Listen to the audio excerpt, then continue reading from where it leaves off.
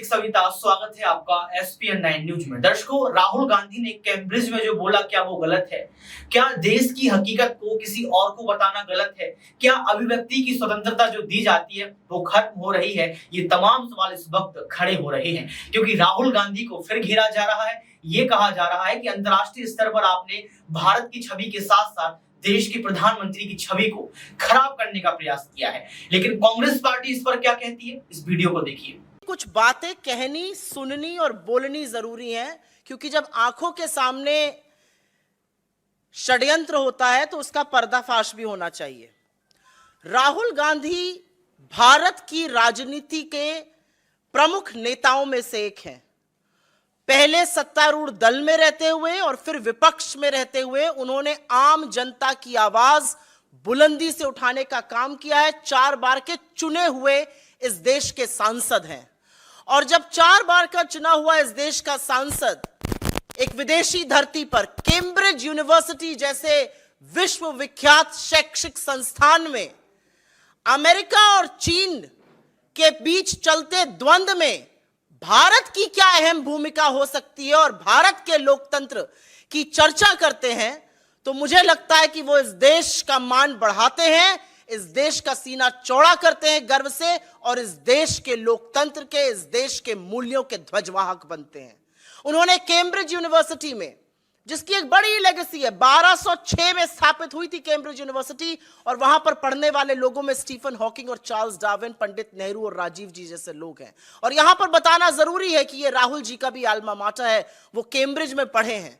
और वहां पर as visiting fellow at the Cambridge जज बिजनेस स्कूल जब वो वक्तव्य देते हैं कि भारत की एक अहम भूमिका है एक स्ट्राइफ रिडन, एक डाइवर्जेंट दुनिया में अमेरिका और चीन की खींचतान में भारत समन्वय स्थापित कर कर एक मजबूत स्तंभ बनेगा, तो मुझे लगता है यह देश के लिए गौरव की बात है। यह देश के लिए गौरव की बात है कि विदेशी धरती पर महात्मा गांधी की आवाज को गुंजाने का काम राहुल गांधी ने किया कैम्ब्रिज में। उन्होंने बताया कि हमारे देश के क्या मूल्य हैं जिस पे हमारा संविधान बना है और हमारे राष्ट्र का निर्माण हुआ है।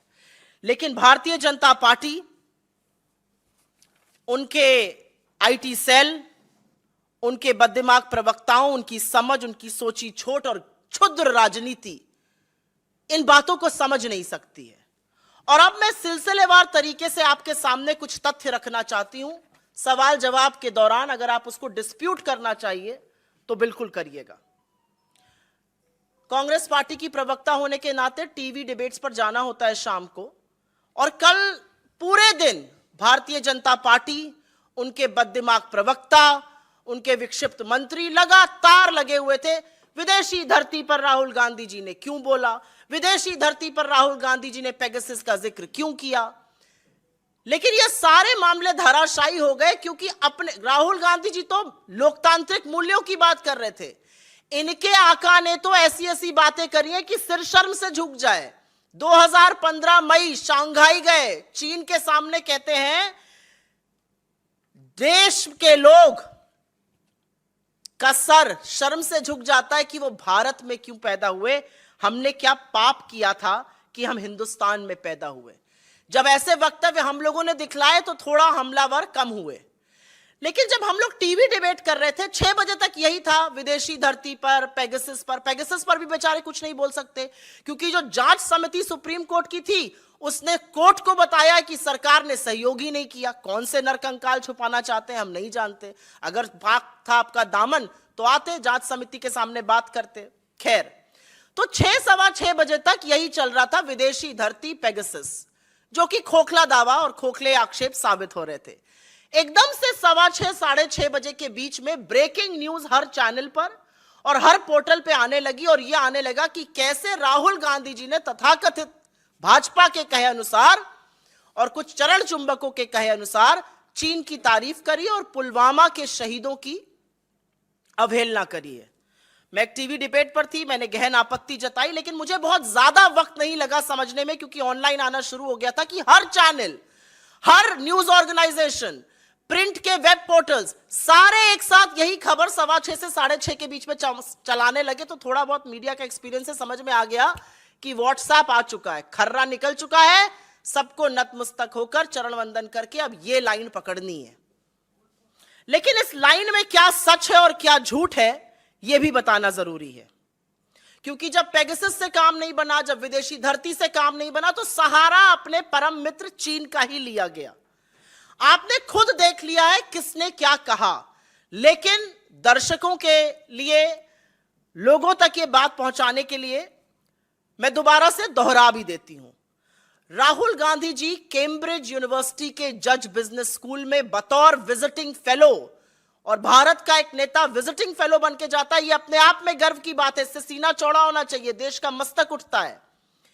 बतौर विजिटिंग फेलो कैम्ब्रिज के अपना लेक्चर था, और उस लेक्चर का टॉपिक था learning to listen in the 21st century. 21वीं सदी में लोगों की बात सुनना और को कैसे सीखा जाए, इस पर वो वक्तव्य दे रहे थे। और उन्होंने जो सीखा भारत जोड़ो यात्रा के दौरान, कैसे उन्होंने अजनबियों की बातें सुनी, कैसे उन्होंने अपनी बात बंद करके लोगों की बात की ओर मुखरित हुए, लोगों ने क्या समस्याएं बताई, कितनी आत्मीयता से बात करी, किसी ने बेरोजगारी पर चर्चा करी, किसी ने महंगाई पे करी, किसी ने महिला सुरक्षा पे करी, किसी ने टूटते ताने बाने पर करी। इस पर लगातार उन्होंने एक वक्तव्य दिया, और उस वक्तव्य में उन्होंने यह चर्चा करी कि कैसे यह विश्व अमेरिका और चीन की खींचतान में कहीं पर जूझ रहा है।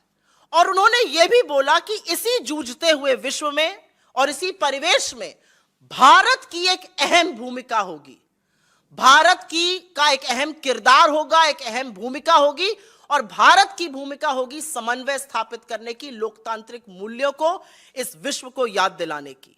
उन्होंने आपने सुना भी, उन्होंने इस वक्तव्य में यह भी कहा, उन्होंने अमेरिका और चाइना की तुलना करी, अमेरिका के इनोवेशन की, चाइना के आईपी रेगुलेशन की। उन्होंने तुलना करी कि कैसे अमेरिका जो इकोनॉमी बना, the land of the free, और कैसे चीन जो था उसने प्रोडक्शन दुनिया का वहां पर लाया। उन्होंने कहा कि चीन की सरकार जो एक पार्टी के तौर से चलती है, कोर्सिव सिस्टम है, चीन की सरकार ने चीन के कारोबार में घुसपैठ करी है, लोगों के दैनिक जीवन में घुसपैठ करी, और इसी से उनके पास डेटा आता है जो लोकतांत्रिक देश नहीं कर सकते और नहीं करना चाहिए। उन्होंने कहा कि चाहे आर्टिफिशियल इंटेलिजेंस हो या साइबर वॉरफेयर हो, उसकी आधारशिला यहीं से आती है कि अनलाइक जो कॉरपोरेशंस अमेरिका ने बनाई, चीन ने उन कॉरपोरेशंस में सरकार को, तंत्र को घुसेड़ने का, लोगों के जीवन में घुसने का काम किया। और पुरजोर तरीके से कहा कि भारत की क्या अहम भूमिका होगी। उन्होंने आगे एक बहुत अहम बात कही जो हमने दिखाया। उन्होंने कहा दुनिया के लोकतांत्रिक देशों में 21वीं सदी में उत्पादन मतलब मैन्युफैक्चरिंग होनी ही पड़ेगी, क्योंकि जो मैन्युफैक्चरिंग की हब चीन बन गया है अपने कोर्सिव सिस्टम से, बलपूर्वक, कोई चू नहीं कर सकता, किसी की जमीन चली जाए कोई चू नहीं कर सकता लेबर लॉस के खिलाफ, जिसको उन्होंने कोर्सिव सिस्टम, आपके सामने मैंने दिखाया, उन्होंने जिसको कोर्सिव सिस्टम कहा। उन्होंने कहा विश्व के लोकतांत्रिक देशों में इंक्लूडिंग भारत में आपको उत्पादन बढ़ाना पड़ेगा, जिससे लोगों को नौकरियां मिले, जिससे आय बढ़े, जिससे लोग क्रियान्वित हों। और यह इसलिए करना पड़ेगा क्योंकि आर्थिक असमानता इतनी बढ़ गई है। 1% देश के पास 40% संसाधन है। आर्थिक असमानता, बेरोजगारी, गरीबी का नहीं तो गुस्सा ऐसा फूटेगा कि संभाले नहीं संभलेगा। और इसीलिए लोकतांत्रिक देशों में उत्पादन बढ़ाना अनिवार्य है, नहीं तो एक आपदा बनती नजर आ रही है। इससे किसी को क्या आपत्ति हो सकती है, यह मेरी समझ के बाहर है। असल में तो अगर मैं सरकार में हूं तो मैं कहूं बिल्कुल सही बात कर रहे हैं। लगातार 2 तिमाही से मैन्युफैक्चरिंग नेगेटिव में चल रही है। जीडीपी का डेटा 4.4 पर आ गया है, और यह सुनने को तैयार नहीं है। इससे क्या आपत्ति है मुझे नहीं पता। और अब बात कर लेते हैं उस अमर प्रेम कथा की, जिसके आपने कुछ अंश देखे। और वो ये मेरे शब्द नहीं है, ये मोदी जी के शब्द हैं। वो कहते हैं कि 2 वैश्विक नेताओं की, शी जिनपिंग की और उनके बीच में कितना अपनत्व है, कितनी आत्मीयता है, ये लोगों की समझ से बाहर की बात है। बिल्कुल सही कह रहे हैं, हम नहीं समझ पा रहे हैं इस बात को कि ऐसी कौन सी गलबैया, ऐसा कौन सा इश्क है, ऐसा कौन सा प्रेम है, ऐसी कौन सा भाईचारा, ऐसी कौन सी आत्मीयता है कि इस देश का प्रधानमंत्री 20 जांबाजों की शहादत के बाद चीन का नाम नहीं ले पाते हैं। इस देश के प्रधानमंत्री साबरमती के तट पर झूला झूलते हैं शी जिनपिंग के साथ, महाबलीपुरम में शहनाई सुनते हैं, बाली जाते हैं तो 20 जाबाजों की शहादत का हिसाब नहीं मांगते हैं, खाना छोड़कर जी हजूरी में लाल शर्ट पहनकर बजाय लाल आंखों के खड़े हो जाते हैं। इस देश के चुने हुए प्रधानमंत्री की चीन से यह आत्मीयता है कि नाम लेना तो दूर, कोई घुसा हुआ नहीं कहकर उनको क्लीन चिट भी दे देते हैं। और कितना दुर्भाग्य है इस देश का कि चीन का पीएलए और हमारे प्रधानमंत्री एक ही भाषा बोलते हैं, कोई घुसा हुआ नहीं है। लेकिन हमारे पेट्रोलिंग पॉइंट्स बफर जोन बन गए हैं। 20 जाबाजों की शहादत का बदला हमने $100 बिलियन व्यापार घाटा बढ़ा कर दिया है। इन सब बातों का जवाब कौन देगा? इन सब बातों का एक ही जवाब है, ये प्यार ना होगा कम, सनम तेरी कसम। यही कहना चाह रहे हैं मोदी जी शी जिनपिंग से। मैं नहीं कह रही हूं, ये मेरे शब्द बिल्कुल नहीं है, ये मोदी जी के शब्द है कि हमारा ऐसा नाता है, वो वड़नगर आए तो फिर वो फलाना हुआ, ये समझ नहीं पाएंगे लोग कि दो लोगों में कितनी आत्मीयता हो सकती है। ये मेरे शब्द नहीं है, ये मोदी जी के शब्द हैं। उनसे 2 हाथ आगे, हमेशा ऐसा होता है ना, आका कुछ करता है तो जो प्रजा होती है वो 2 हाथ आगे निकल जाती है। उनसे 2 हाथ आगे इस देश के विदेश मंत्री श्री जयशंकर जी निकल गए।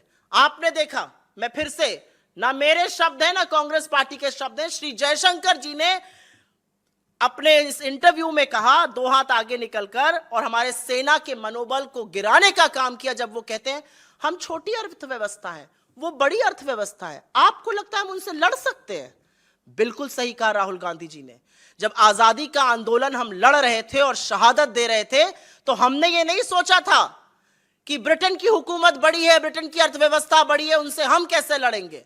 हमने सत्य और अहिंसा और देशभक्ति और राष्ट्र प्रेम के बल पर इस सरकार के ब्रिटानिया हुकूमत को घुटने टिकवाकर इस देश से विदाई करा दी थी।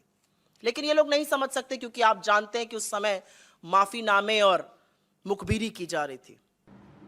तो देखा आपने इस वीडियो को देखने के बाद आपको पता लग गया होगा कि किस तरीके से यहाँ पर सुप्रिया श्रीनेत ने ये बात साफ कर दी कि राहुल गांधी ने जो बोला है वही हकीकत है।